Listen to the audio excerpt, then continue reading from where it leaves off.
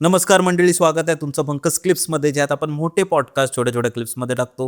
ही story तुम्ही नक्की enjoy कराल, पण त्याआधी सबस्क्राईब करायला विसरू नका. आपण बोलूया तुझ्याकडे दुसरी कोणती स्टोरी आहे तुझ्या गावाकडची वगैरे अशी काही? माझ्या गावाकडची आहे, एक सांगते. तो पण किस्सा माझ्यासोबतच घडलाय. आणि ते झालं असं होतं की माझी जी बिल्डिंग आहे ना, त्या बिल्डिंगच्या समोरच्या बाजूला समोरच्या बाजूला एक घर होतं आणि त्यांचं भांडणं भरपूर, म्हणजे 3 जण होती, ती आई वडील आणि मुलगा. भांडणं म्हणजे मारामारी इतपत भांडणं होती त्यांची. आणि ते रात्रीच्या वेळेला तो काहीतरी पोलीसमध्ये होता आणि तो जेव्हा ड्युटी करून यायचा आणि मग ती भांडणं आणि मग ती मारणं वगैरे सगळं ऐकायला यायचं. आणि नंतर थोड्या दिवसांनी आम्हाला असं कळलं की त्याने सुसाईड केलं त्या माणसाने तिथे. आणि काहीतरी लोन वगैरे होतं आणि ते नाही फेडू शकला, तर त्या गिल्टमध्ये आपण एक असतो ना, प्रेशरमध्ये त्याने जीव दिला की आपण पोलिसात आहोत आणि आता आपली नाचक्की होणार, त्या रेप्युटेशनच्या त्याने जीव दिला. आणि जे झालं, बॉडी वगैरे नेली आणि ते जे होते म्हणजे बायको आणि ते शिफ्ट झाले लगेच, ते काय थांबले नाहीत तिथे. तर त्या दिवशी काय नाही झालं, पण दुसऱ्या दिवशी रात्री ना, आमचं असा 2 BHK टाईप आहे. तर आई वडील एका खोलीत झोपलेले आणि मी एका खोलीत होते. तर मी ज्या खोलीत झोपले होते ना, त्या खोलीतून ती रूम दिसते. म्हणजे असं थोडं तिरका होता ते. तर माझ्या रूममधून त्यांची रूम दिसायची. तर मी अशी झोपली होते आणि रात्री ना मला असं वाटायला लागलं की माझी चादर कोणीतरी ओढतंय खाली. तर मला आधी वाटलं भास झाला. कधी कधी आपण पाय सरळ करतो तेव्हा होतं, म्हणून मी ती चादर अजून ओढून घेतली आणि परत माझी चादर चादर अशी ओढण्यासारखा भास झाला, माझी फाटली. हे काहीतरी चुकीचं होते. परत मी ती चादर वरती ओढून घेतली आणि मग आता ह्या वेळेला मी डोक्यावरून घेतली. म्हणजे आपण टक करतो ना माझ्या डोक्याच्या मागे, तशी मी ती टक केली होती आणि एकदम धरून ठेवली होती चादर की आता मला भास नाही होणार, आता जर खेचलं तर भास नाही होणार. तरी पण ती चादर खेचली परत. मग मी उठली आणि मी ना मला रडायला लागलं रे, घाबरली एवढी होती मी. समोर मला स्विच दिसतंय. माझं असं होतं की बेडच्या खाली कोणीतरी असेल आणि तो जर चादर ओढत असेल तर मग म्हटलं की मला फक्त एवढं करायचं की उठून दिवा लावायचा आहे बस. भरपूर वेळ रडून झाल्यानंतर मी तो धीर एकदम हे करून मी उठली, तो दिवा लावला, पटकन येऊन वरती बसली पाय वरती घेऊन. आणि ना माझ्या बाबांची झोप सावध आहे. दिवा लागलेला म्हटल्यानंतर ना ते उठून आले बघायला काय झालं. तर मी त्यांना बोलली माझी चादर कोणीतरी ओढली, 3दा ओढली. आणि मी लहान होते, 3दा ओढली चादर असं. तर ते म्हणाले एक काम कर, तू आईच्या बाजूला जाऊन झोप, मी इथे झोपतो. आणि मी मग आईच्या बाजूला जाऊन झोपले आणि ते तिथे झोपल्या.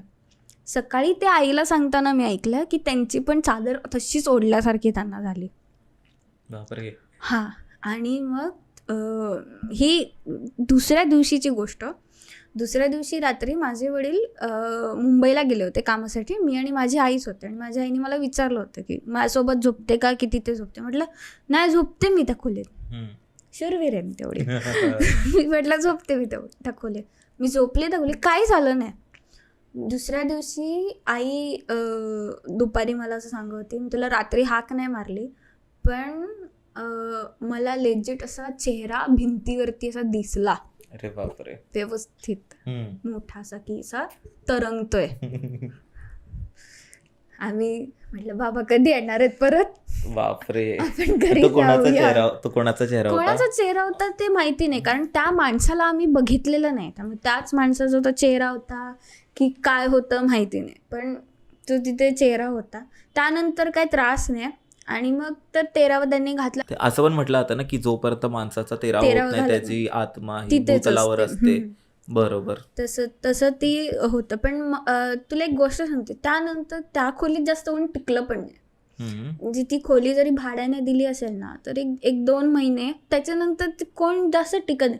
असं नाही की त्यांना तिथे कुठल्या तरी पॅरानॉर्मल ॲक्टिव्हिटीज आहेत, पण वाईब चांगल्या नाहीत असं. कारण शेवटी क्लेशात वारलेलं आहे ना कोणीतरी तिकडे म्हणून.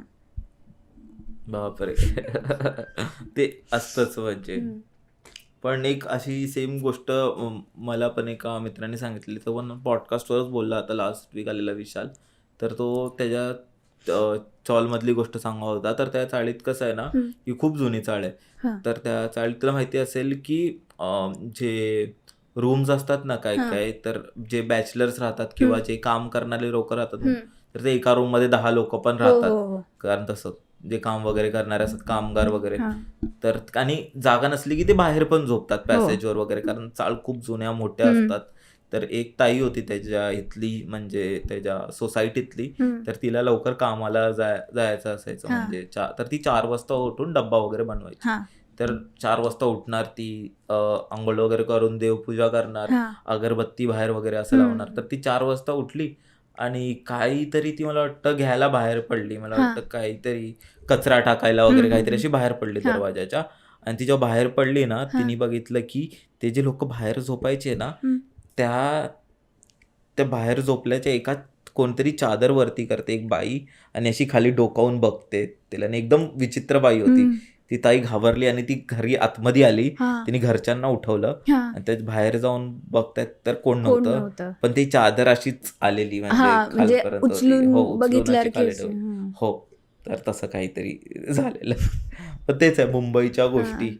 पण मला तुला विचारायचंय की तुम्ही जेव्हा आर्किओलॉजी तुम्ही स्टडी करता, तेव्हा तिथे तर असं भूतांचा असं काहीतरी संबंध येतो का? की भूतांचा असं येत नाही, कारण मोस्टली ते सगळं जुनंच सामान असतं, म्हणजे आर्टिफॅक्ट्स वगैरे खूप जुने असतात. त्याच्यामुळे असं आम्ही त्या माइंडसेटने मुळात कोणी जातच नाही की भूतांचं काहीतरी असेल. आता माहिती नाही गोडाऊन मध्ये कोणी मम्मीला उठताना बघितलं असेल तर माहिती नाही.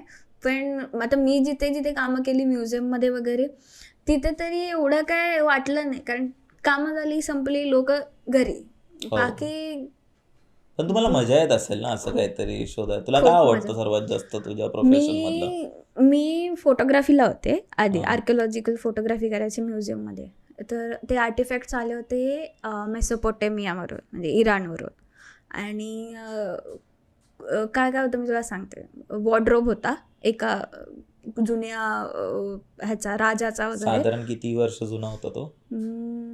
आता तशी डेट नाही सांगता येणार मला, पण मेसोपोटेमिया म्हणजे खूप जुनं असणार, कारण मेसोपोटेमियाचं नाव चेंज झालं, मग इराक मध्ये ते विभागलं गेलं. तिथे कसं त्या फील्डमध्ये ना पॉटरीज, टेराकोटा आणि जुने कॉइन्स आणि ते सगळं यायचं. तर माझं काम काय असायचं की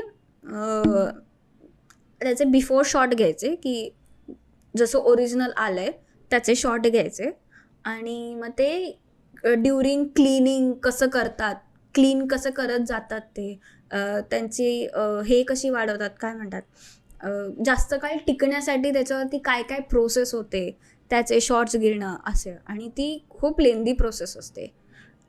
तुला मी सांगते, जेव्हा वॉर्डरोब येतं ना त्याच्यात फाटलेलं वगैरे असतं, तर ते रफू करण्यासाठी ना ते जे कसलेले रफू करतात ना त्यांनाच बोलवतात. अच्छा. कोणी नॉर्मल उठून जे शिवणार आहेत त्यांना उठून नाही. बापरे. ज्यांना वेगवेगळ्या प्रकारचे टाके कसे घालायचे ते माहिती आहे, त्यांना रफू काय आहे ते माहिती आहे, असे अस्सल मुरलेले त्यांना बोलवतात. आणि तुला सांगते, मॅग्निफिंग ग्लास असते ना आपली, ती अक्षरशः डोळ्यासमोर ठेवून ते बारीक काम केलेलं असतं. बापरे. आणि मला वाटतं एका म्युझियममध्ये 16 वार काहीतरी साडी होती. तर 16 वार साडीला तशीच्या तशी ठेवल्यामुळे जिथे जिथे फाटली होती किंवा उसवली होती ना, त्या 16 वार काम साडीचं काम महिने चालू होतं. बापरे. कारण ते एवढं बारीक काम होतं.